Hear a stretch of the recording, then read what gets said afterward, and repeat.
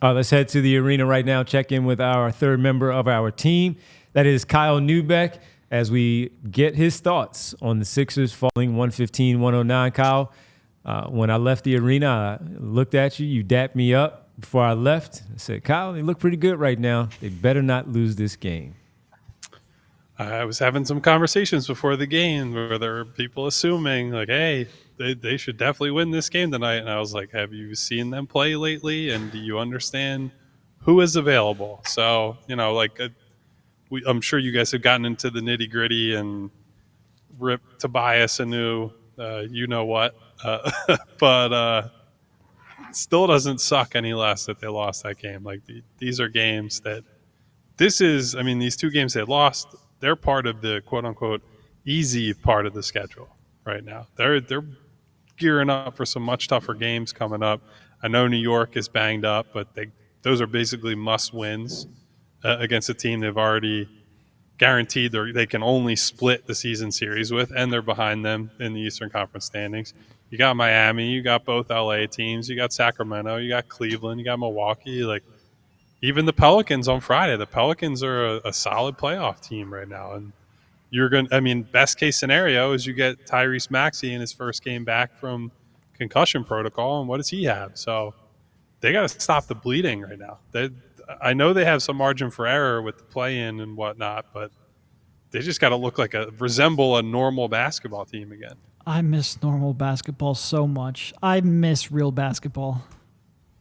Yeah, even with, as you said, trying to talk people down before the game started. When I left, they were up 8. When they started the fourth quarter, they were up 12 and looking pretty good. What did you see? Obviously, the 25% shooting and 1 for 7 from 3, but what stood out to you in the fourth quarter to have them outscored 34-16 and it wasn't even close in the frame? Well, so here's the big problem that I see with this team right now. They don't have a lot of outs. Either they're going to win on offense or they're not going to win. Like, they don't have. And honestly, I wrote this in the recap. To me, the thing that stands out about that game is in one player, 2 players, one on each team. Jaren Jackson is inefficient and doesn't have a lot of creative help around him. Whatever. I think he ended up with 26, 28, something like that. 30 on 30. Okay. But on 10 for 25. So that was not, he missed a ton of shots. It's inefficient. But down the stretch of that game, killing them on the glass, and defensively was the most impactful player on the floor, right? Like, is flying around, blocking shots, protecting the rim. And you would say, I don't know where you'd put him in the Memphis hierarchy. He's one of the top 3 guys. It depends on how you feel on Bane, if he's 2 or 3. I'd probably say he's 3, but the defensive ceiling is obviously significant for Jaren Jackson. Philadelphia's number 3 guy. Couldn't get anything going on offense. Wasn't really interested in getting anything going on offense. And has no recourse on the other end of the floor. Like, there is no ability to make up for that. If he is not hitting shots and playing in the flow, as he likes to say, he doesn't go down on the other end of the floor and strap somebody. Like, he's not locking somebody down. He's not making a difference really as a rebounder. Like, I thought there were moments where he tried on the glass and frankly just got beaten to boards by other players who wanted it more than him. He only ends up with, by the end of the game, I'm looking at the box score, 7 rebounds. Like, what are you here for? What are you doing? Like, the other guy who's essentially not your counterpart, but like the you on another team who had to find a way to win, found a way to win. You were a passenger. This is a game that you should be the guy. So that's a microcosm of all their problems right now, right? Like, if Campaign's hitting shots, if Buddy Hield's hitting shots, great. That's helping them move toward a victory. But eventually the shots dry up. Eventually the game gets tougher and more physical. And the issues, like for Cam, he is a target for every single player on the other team to hunt as a defender on switches, on offensive rebounds, and what have you. Buddy's off-ball awareness is terrible. They're not a team that can get stops and, more importantly, finish the stop and get a rebound when it matters. So, if you shoot well, you're going to win, or you at least have a chance to win. If you don't, I don't know how this team can do anything consistently. Yeah, I don't want to ask about Tobias because I can't. So the one guy who did play a semblance of defense, Paul Reed, was put back in the starting lineup. Did Nick talk about that sequence of events and that decision at all? No, I mean, we mostly just talked about the fourth quarter and what went wrong. Makes and sense. we did get into Tobias a little. I know you don't want to talk about him, but No, I didn't say I want to that. That can be you and You didn't Devon. want to I'll just ask sit about here. him. Yeah. I would say so. I specifically asked about Tobias, and you could kind of tell that Nick is just like, it was a diplomatic answer that was, if you translated it into what it actually means, was probably, what the hell do you want me to tell you? I got nothing. Yeah, like he was as nice about it as he can be, but I clearly didn't want to throw him under the bus and kind of just left it at that. It's not a whole lot to it. I feel like there's a previous coach who might have said, like, that's a fair question, Kyle. Yeah, and Brett would also eventually probably take that same approach. Like there was one bus throwing coach that I've covered. And he's got to make shots. Well, I mean, listen, man, on the plus side of things, Jeff Doughton off the bench, specifically in the first half where he scored the 10 points, he grabbed some boards, had some assists. There was one play where he was coming at us on that end of the floor in the first half. He drew the defense as he penetrated and attacked the defense, and nice pass to Paul Reed, reverse layup to finish there. After last night where I specifically had questions about his usage over Ricky Council, just in terms of the rotation, not for the purposes of why they were in the game, but tonight he really, really showed himself well in this game.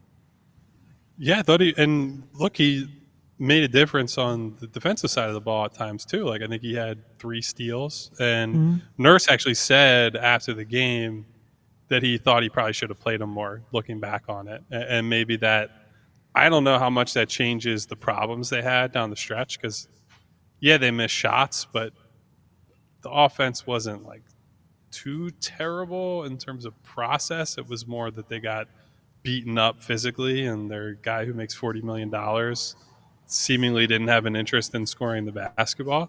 But I look, this was a much better performance for Doughton.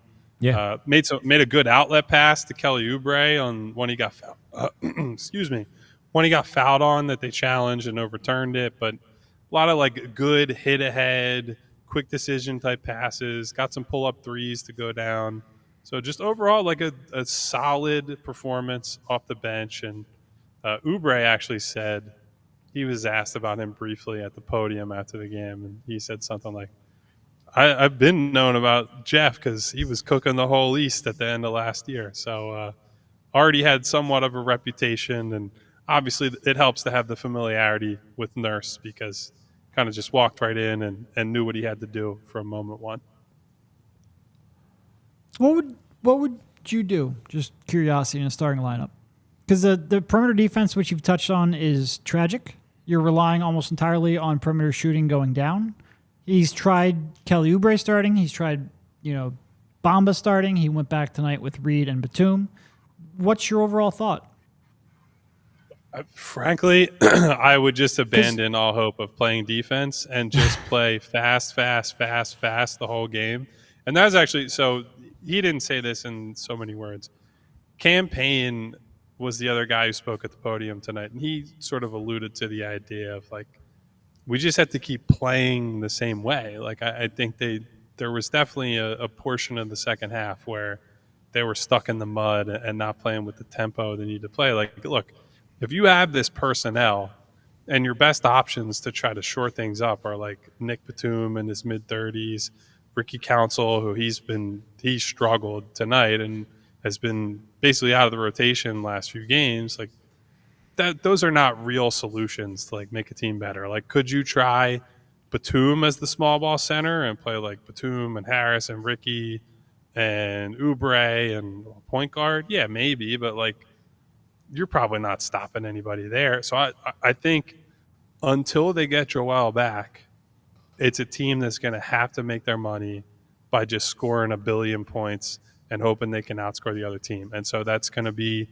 flying down the floor in transition. Like I thought Buddy Hield, I didn't think played well, but there were some moments tonight where you could see the urgency to get down the floor and like, all right, I'm going to fill a lane, get open, whatever, and then things open up from there. I thought their transition offense struggled at times in the second half, and that's part of why they got bogged down, because they just don't have enough half-court creation to consistently beat teams. So I know I'm not answering your question, Derek, but I think the answer to your question is there are no good options, right? Like, you play Mo Bamba, we all know what he offers. They tried KJ as a small ball guy tonight, and he's been okay in that role. Like, I don't think it's not really an indictment of him. They're playing a guy who's like 6'4" as a nominal big on offense, and then you go to the other end of the floor. What the fuck are you supposed to do? You're not going to be able to rebound and defend the rim at an adequate enough level against teams with like real personnel. So there are no good answers right now.